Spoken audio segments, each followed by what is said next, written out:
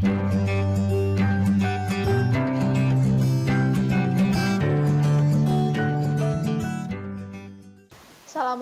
warahmatullahi wabarakatuh. Bertemu lagi dengan saya Yulisna. Kali ini saya akan membahas mengenai hukum dan etika bisnis. Oke, yang pertama mengenai bisnis dan etika dalam dunia modern. Ada 3 aspek pokok dari bisnis. Yang pertama, dalam sudut pandang ekonomis. Bisnis adalah kegiatan ekonomis yang terjadi dalam kegiatan ini adalah tukar-menukar, jual beli, memproduksi, memasarkan, bekerja, mempekerjakan, dan berinteraksi dengan orang lain dengan maksud memperoleh untung. Dipandang dari sudut ekonomis atau bisnis adalah bisnis yang membawa banyak untung. Orang bisnis selalu akan berusaha membuat bisnis yang baik.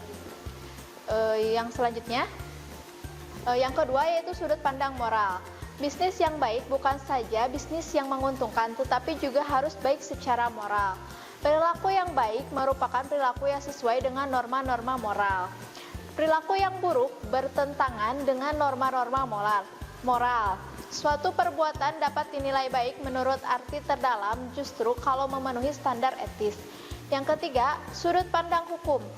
Bisnis terikat oleh hukum. Hukum dagang atau hukum bisnis merupakan cabang penting dari ilmu hukum modern. Dari segi nama, hukum lebih jelas dan pasti dibandingkan etika. Karena hukum dituliskan hitam atas putih dan ada sanksi tertentu. Bila terjadi pelanggaran, hukum dan etika kerap kali tidak bisa dilepaskan satu sama lain. Memang benar ada hal-hal yang diatur oleh hukum tidak mempunyai hubungan langsung dengan etika, tetapi ada juga perilaku dalam segi moral penting tetapi tidak diatur menurut hukum. Selanjutnya, tolak ukur dari sudut pandang tertentu. Yang pertama, hati nurani. Suatu perbuatan dianggap baik jika dilakukan sesuai dengan hati nurani, dan suatu perbuatan lain adalah buruk jika bertentangan dengan hati nurani. Yang kedua, kaidah emas. Cara lain untuk menilai baik buruknya perilaku moral yaitu dengan kaidah emas yang berbunyi, hendaklah memperlakukan orang lain sebagaimana Anda sendiri ingin diperlakukan. Perilaku kita dianggap baik jika kita memperlakukan orang lain dengan baik. Yang ketiga, penilaian umum. Cara penilaian ini mungkin dianggap paling ampuh untuk menentukan baik atau buruknya suatu perilaku atau perbuatan dengan menyerahkan penilaian kepada masyarakat. Cara ini dapat disebut audit sosial. Apa itu etika bisnis? Etika sebagai praksis berarti apa yang dilakukan sejauh sesuai atau tidak sesuai dengan nilai dan norma moral. Etika sebagai refleksi adalah pemikiran moral. Dalam etika sebagai refleksi, kita berpikir tentang apa yang dilakukan dan khususnya tentang apa yang harus dilakukan atau tidak boleh dilakukan. Etika adalah cabang filsafat yang mempelajari baik buruknya manusia. Karena itu, etika dalam arti ini disebut juga filsafat praktis.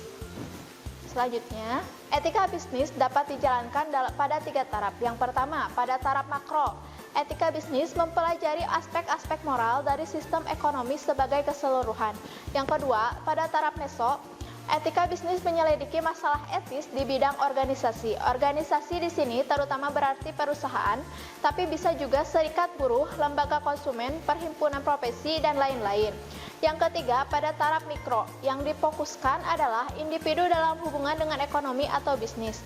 Di sini dipelajari tanggung jawab etis dari karyawan dan majikan, bawahan dan manajer, produsen dan konsumen, pemasok dan investor. Selanjutnya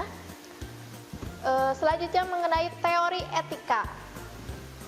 Etika berasal dari bahasa Yunani atau ethos yang memiliki arti adat istiadat atau kebiasaan yang berarti berkaitan dengan nilai-nilai, tata cara, dan aturan hidup yang baik serta segala kebiasaan yang dianut atau diwariskan dari satu orang ke orang lainnya atau dari generasi ke generasi lainnya. Bisnis yaitu pertukaran barang, jasa, atau yang saling menguntungkan atau memberikan manfaat. Etika bisnis adalah penerapan prinsip-prinsip etika yang umum pada wilayah pelaku manusia yang khusus yaitu kegiatan ekonomi dan bisnis.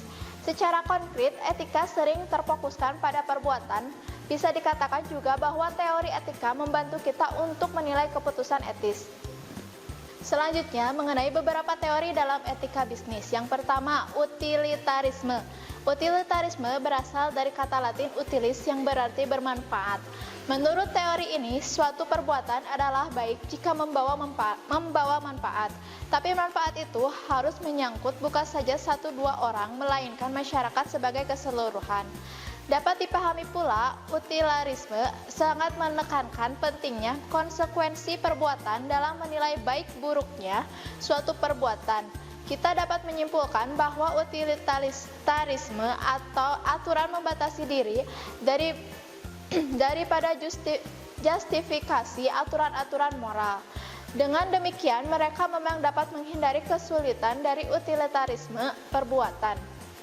Yang kedua, deontologi. Istilah deontologi berasal dari kata Yunani deon yang berarti kewajiban. Maka deontologi melepaskan sama sekali moralitas dari konsekuensi perbuatan. Utilitarisme mementingkan konsekuensi perbuatan, sedangkan deontologi konsekuensi perbuatan tidak berperan sama sekali. Yang ketiga, teori hak. Dalam pemikiran moral dewasa ini, barangkali teori hak ini adalah pendekatan yang paling banyak dipakai untuk mengevaluasi baik buruknya suatu perbuatan atau perilaku. Sebetulnya, teori hak merupakan suatu aspek dari teori deontologi karena berkaitan dengan kewajiban. Yang keempat, teori keutamaan. Apa yang dimaksud dengan keutamaan? Keutamaan bisa didefinisikan sebagai berikut. Di posisi watak yang telah diperoleh seseorang dan memungkinkan dia untuk bertingkah laku baik secara moral. Ada banyak keutamaan dan semua keutamaan untuk setiap orang dan untuk setiap kegiatan. Di antara keutamaan yang harus menandai pebisnis perorangan bisa disebut kejujuran, fairness, kepercayaan, dan keuletan. Selanjutnya, mengenai kewajiban karyawan dan perusahaan. Yang pertama, kewajiban karyawan terhadap perusahaan. 3 kewajiban karyawan yang penting. Yang pertama, kewajiban ketaatan. Karyawan harus taat kepada atasannya di perusahaan. Selanjutnya, kewajiban konfidensialitas adalah kewajiban untuk menyimpan informasi yang bersifat konfidensial, dan karena itu rahasia yang telah diperoleh dengan menjalankan suatu profesi. Yang ketiga, kewajiban loyalitas merupakan konsekuensi dari status seseorang sebagai karyawan perusahaan. Selanjutnya, melaporkan kesalahan perusahaan. Yang pertama, kesalahan perusahaan harus besar. Pelaporan harus didukung oleh fakta yang jelas dan benar. Yang ketiga, pelaporan harus dilakukan semata-mata untuk mencegah terjadinya kerugian bagi pihak ketiga, bukan karena motif lain. Yang keempat, penyelesaian masalah secara internal harus dilakukan dulu sebelum kesalahan perusahaan dibawa keluar. Yang kelima, harus ada kemungkinan real bahwa pelaporan kesalahan akan mencatat sukses. Selanjutnya, kewajiban perusahaan terhadap perusahaan. Pertama, perusahaan tidak boleh mempraktekkan diskriminasi. Yang pertama, diskriminasi dalam konteks perusahaan. Diskriminasi bisa berlangsung dalam semua sektor masyarakat termasuk dunia bisnis. Yang kedua, argumentasi etika melawan diskriminasi. Di sini diselidiki beberapa argumen yang disajikan oleh utilitarisme, deontologi, dan teori keadilan. Semua argumentasi ini bisa diterima sebagai dasar etika untuk menolak diskriminasi. Yang ketiga, beberapa masalah terkait penilaian terhadap diskriminasi bisa berubah karena kondisi historis. Selanjutnya, perusahaan harus menjamin kesehatan dan keselamatan kerja karyawan. Yang pertama, aspek keselamatan kerja. Keselamatan dan kesehatan pekerja tidak pernah boleh dikorbankan kepada kepentingan ekonomis. Yang kedua, pertimbangan etika. Dalam menyediakan dasar etika bagi kewajiban perusahaan untuk menjamin kesehatan dan keselamatan kerja. Yang ketiga, dua masalah khusus di antara banyak masalah yang berkaitan dengan keselamatan dan kesehatan kerja. Dua persoalan yaitu, pertama, pekerja berhak menolak tugas-tugas berbahaya, dan kedua, resiko untuk keturunan si pekerja, resiko produktif. Yang selanjutnya, kewajiban membagi gaji yang adil. Satu, menurut keadilan distributif ya. Menurut keadilan distributif, gaji atau upah merupakan kasus jelas yang menuntut penjelasan pelaksanaan keadilan. Yang kedua, 6 faktor khusus, peraturan hukum, upah yang lazim dalam sektor industri tertentu, kemampuan perusahaan, sifat khusus perusahaan tertentu, perbandingan dengan upah atau gaji lain dalam perusahaan, perundingan upah atau gaji yang fair. Yang ketiga, senioritas atau imbalan rahasia. Senioritas adalah sebagai kriteria untuk menentukan gaji. Maksudnya, orang yang bekerja lebih lama pada suatu perusahaan atau instansi mendapat gaji lebih tinggi. Selanjutnya, perusahaan tidak boleh memberhentikan karyawan semena-mena. Yang pertama, majikan hanya boleh memberhentikan karena alasan yang tepat. Yang kedua, majikan harus berpegang pada prosedur yang semestinya. Yang ketiga, majikan harus membatasi akibat negatif bagi karyawan sampai seminimal mungkin. Oke, yang selanjutnya masalah etis seputar konsumen. Konsumen merupakan stakeholder yang sangat hakiki dalam bisnis modern. Bisnis tidak mungkin berjalan kalau tidak ada konsumen yang menggunakan produk atau jasa yang dibuat dan ditawarkan oleh bisnis. Konsumen harus diperlakukan dengan baik secara moral, tidak saja merupakan tuntutan etis, melainkan juga syarat mutlak untuk mencapai keberhasilan dalam bisnis. Etika dalam praktek bisnis sejalan dengan kesuksesan dalam berbisnis. Selanjutnya, perhatian untuk konsumen. Yang pertama, hak atas keamanan. Banyak produk mengandung resiko tertentu untuk konsumen, khususnya resiko untuk kesehatan dan keselamatan. Yang kedua, hak atas informasi. Konsumen berhak mengetahui segala informasi yang relevan mengenai produk yang dibelinya, baik apa sesungguhnya produk itu maupun sebagaimana cara memakainya, maupun juga resiko yang menyertai pemakainya. Yang ketiga, hak untuk memilih. Dalam ekonomi pasar bebas, di mana kompetisi merupakan unsur hakiki, konsumen berhak untuk memilih antara berbagai produk dan jasa yang ditawarkan. Selanjutnya, hak untuk didengarkan. Konsumen adalah orang yang menggunakan produk atau jasa. Ia berhak bahwa keinginannya tentang produk atau jasa itu didengarkan dan dipertimbangkan, terutama keluhannya. Yang kelima, hak lingkungan hidup. Konsumen memanfaatkan sumber daya alam sehingga tidak mengakibatkan pencemaran lingkungan atau merugikan berkelanjutan proses-proses alam. Yang keenam, hak konsumen atas pendidikan. Konsumen mempunyai hak, ia harus juga menyadari haknya. Karena itu, konsumen mempunyai hak juga untuk secara positif dididik. Selanjutnya, tanggung jawab bisnis untuk menyediakan produk yang aman. Yang pertama, teori kontrak. Menurut pandangan ini, hubungan antara produsen dan konsumen sebaiknya dilihat sebagai semacam kontrak dan kewajiban produsen terhadap konsumen didasarkan atas kontrak itu. Yang kedua, teori perhatian semestinya. Berdasarkan teori ini, produsen atau penjual memandang konsumen sebagai pihak yang lemah sehingga produsen harus memberikan perhatiannya terkait dengan informasi produk agar konsumen yang tidak mengetahui seluk-beluk mengenai produk tersebut menjadi tahu.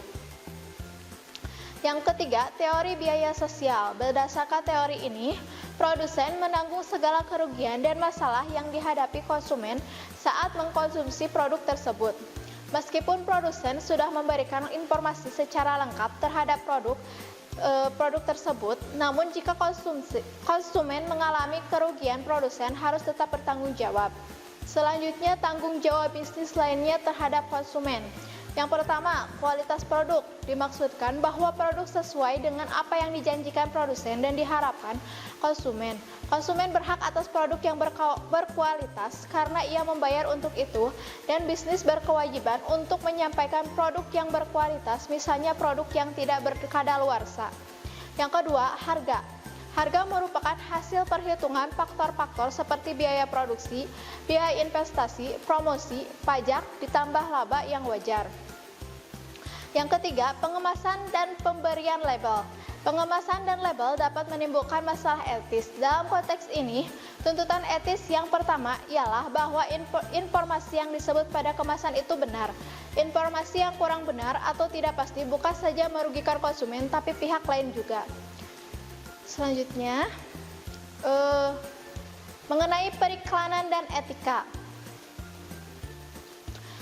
Periklanan merupakan suatu alat yang digunakan oleh pembeli atau penjual, setiap orang termasuk lembaga dan laba, atau dengan kata lain periklanan dapat dipandang sebagai kegiatan pemasaran kepada suatu kelompok masyarakat baik secara lisan maupun dengan penglihatan suatu produk, jasa, atau ide. Selanjutnya, fungsi periklanan. Yang pertama, fungsi informatif. Iklan dengan tujuan menginformasikan sesuatu hal yang baru atau hal yang penting bagi masyarakat. Contohnya iklan layanan masyarakat. Yang kedua, fungsi persuasif. Iklan dengan tujuan mengajak masyarakat untuk membeli produk atau menggunakan jasa yang ditawarkan produsen. Yang ketiga, fungsi reminder atau pengingat. Iklan dengan tujuan mengingatkan masyarakat akan produk atau jasa yang dibutuhkan tersedia dalam waktu dan tempat tertentu. Yang selanjutnya, periklanan dan kebenaran. Pada umumnya, periklanan tidak mempunyai reputasi baik sebagai pelindung atau pejuang kebenaran. Sebaliknya, kerap kali iklan terkesan suka membohongi, menyesatkan, dan bahkan menipu publik.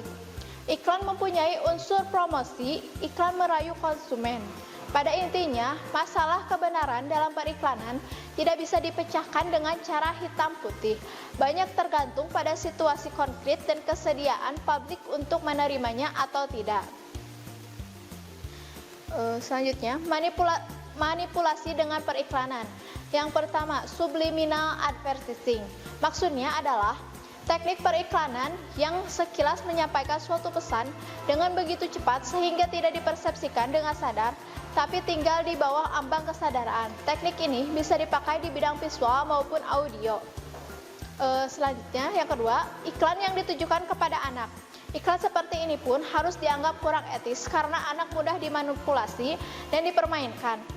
Iklan yang ditujukan langsung kepada anak tidak bisa dinilai lain daripada manipulasi saja, dan karena itu harus ditolak sebagai tidak etis.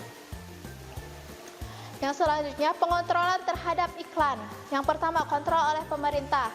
Tugas penting bagi pemerintah harus melindungi masyarakat konsumen terhadap keganasan periklanan. Di Amerika Serikat, instansi-instansi pemerintah mengawasi praktek periklanan dengan cukup efisien, antara lain melalui Food and Drug Administration dan Federal Trade Commission.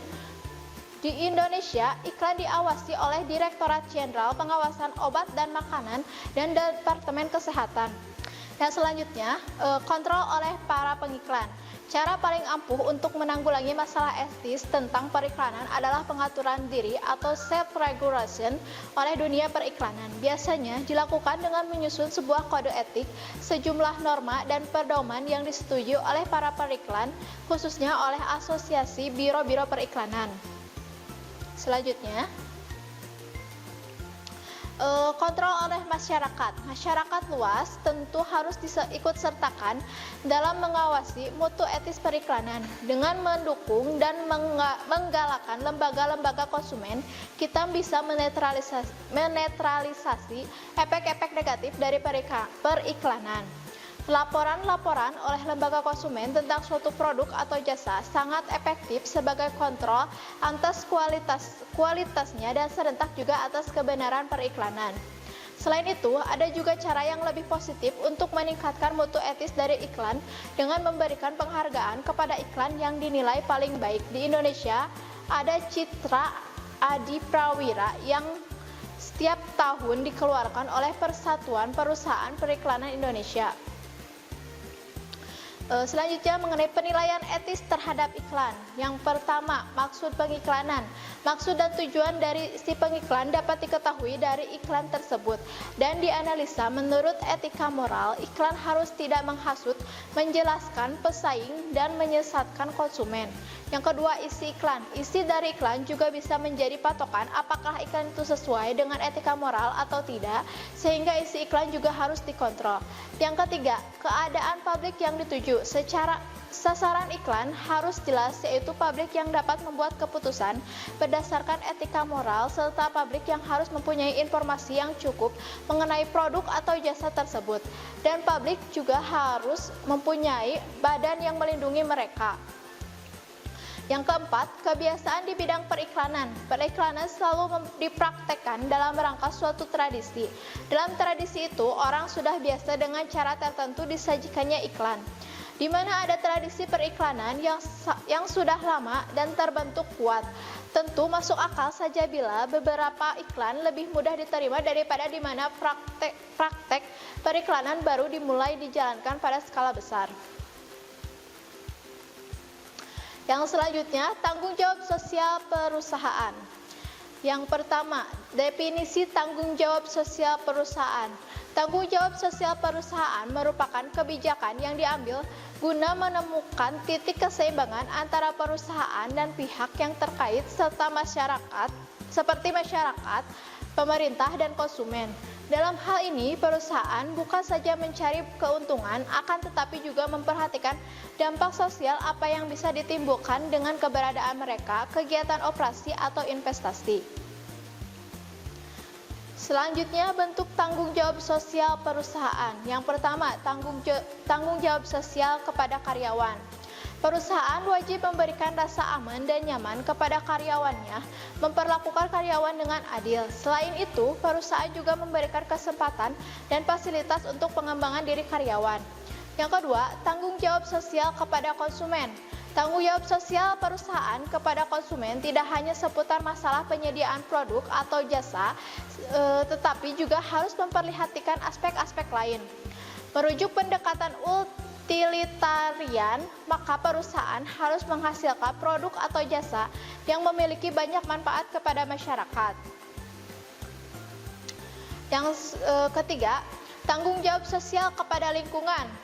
Jangan hanya karena keinginan untuk mencari keuntungan yang lebih besar, membuat perusahaan tidak peduli lagi terhadap lingkungan sekitar. Perhatikan untuk tidak membuang limbah sembarangan, mencegah penggunaan bahan berbahaya sehingga mencegah polusi di sekitar tempat usaha. Yang keempat, tanggung jawab kepada pemegang saham. Selain hal-hal yang telah disebutkan, ada beberapa faktor yang perlu diperhatikan seperti bagaimana tanggung jawab kepada pemegang saham. Jika perlu, libatkan setiap pemegang saham dalam setiap pengambilan keputusan dalam menjalankan aktivitas operasional perusahaan. Yang kelima, tanggung jawab sosial kepada komunitas. Dalam hal ini tentunya Corporate Social Responsibility atau CSR menjadi solusinya, di mana perusahaan dapat melakukan bantuan yang terkait dengan kesehatan, dana, pendidikan, infrastruktur, atau keperluan lainnya yang diperlukan oleh masyarakat tersebut. Yang keenam, tanggung jawab sosial kepada kreditor. Sudah seharusnya bagi perusahaan untuk memberitahu para kreditor jika saat itu sedang mengalami masalah keuangan. Hal ini dapat menjadi pertimbangan kreditor serta etika yang baik dalam berbisnis. Sekian penjelasan mengenai hukum dan etika bisnis pada part pertama. Mohon maaf bila ada kesalahan. Wassalamualaikum warahmatullahi wabarakatuh. Kunjungi sosial media lainnya seperti website kami di pkbmalkata.com, Facebook PKB Malkata Mananjaya, Instagram PKB Malkata Official. Dan terima kasih telah klik video ini. Jangan lupa like, comment, share, dan subscribe untuk menunjukkan dukungan kamu terhadap channel ini. Enjoy the video PKB Malkata.